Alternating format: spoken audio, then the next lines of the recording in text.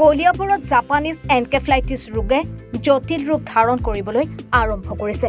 কলিয়াবৰত Japanese encephalitis ৰোগত আক্ৰান্ত ৰোগীৰ সংখ্যা বৃদ্ধি পাইছে 6জনলৈ। ইয়াৰে এগৰাকী লোকৰ ইতিমধ্যে মৃত্যু ঘটিছে।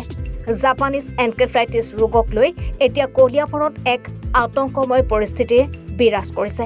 তৎপৰ হৈছে কলিয়াবৰ স্বাস্থ্য বিভাগ।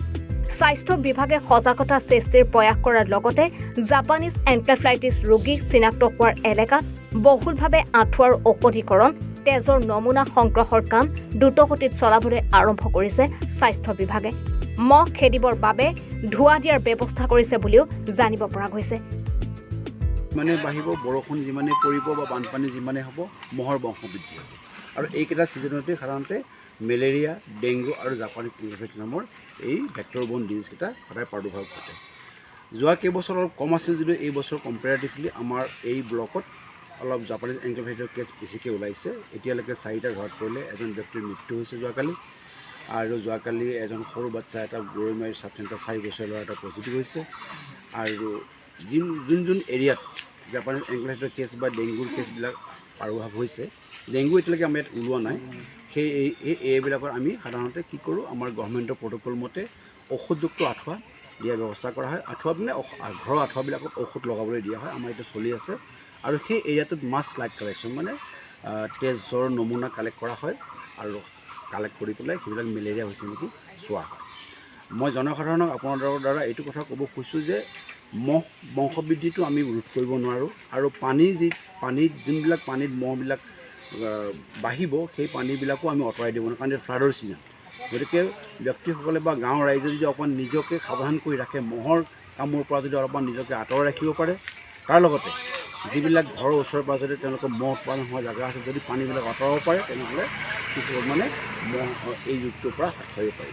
ছেকেণ্ড কথা হ'ল কি, যিহেতু এইটো সময়ত জাপানিজ এনকেফেলাইটিছ হওক বা ডেংগু হওক বা মেলেৰিয়া হওক বা বিভিন্ন ভাইৰাল ফিভাৰ হওক, মানুহবিলাকৰ জ্বৰ হৈ আছে। এতিয়া আমাৰ হস্পিটেলবিলাকত প্ৰেগনেণ্ট মানুহবিলাকে হওক বা বাকী মানুহবিলাক জ্বৰ লৈ জ্বৰ কাহ লৈ হস্পিটেললৈ আহি আছে।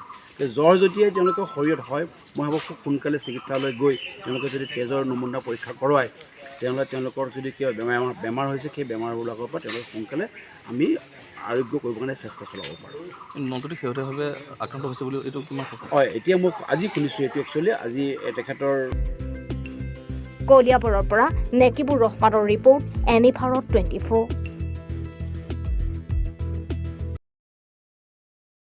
ৰ'ব, আপুনি যে এটা অপৰাধ কৰিবলৈ গৈ আছে, আপুনি জানেনে? এই নাবালিকা গৰাকীক এতিয়াই বিয়াত বহোৱাটো যে এটা অপৰাধ, আপুনি জানেনে? অপৰাধ কেনেকৈ? মোৰ ছোৱালী, মোৰ কথা। তুমি যিয়েই নোকোৱা ভূঞা, 18 বছৰৰ তলৰ যিকোনো কন্যা সন্তানৰ বিয়া দিলেই আইনগতভাৱে এক দণ্ডনীয় অপৰাধ। বিয়া দিয়াজন যিমান দায়ী, বিয়া পতাজনো সমানে দায়ী। এতিয়া তাই পঢ়া শুনা কৰাৰ বয়স, খেলা ধূলা কৰাৰ বয়স। তাইক খেলিবলৈ দিয়ক, পঢ়িবলৈ দিয়ক, আৰু চাব এদিন আপুনি তাইক লৈ গৌৰৱ অনুভৱ কৰিব পাৰিব। এতিয়াই তাইক সংসাৰৰ বোজা দি তাইৰ ভৱিষ্যত জীৱনটো অন্ধকাৰ কৰাৰ অধিকাৰ তোমাৰ জানো আছে? মোৰ ভুল হৈ গ'ল মাজনী, মোক ক্ষমা কৰিবা। শিক্ষা ল'ৰা ছোৱালী উভয়ৰে প্ৰাপ্য আৰু অধিকাৰ।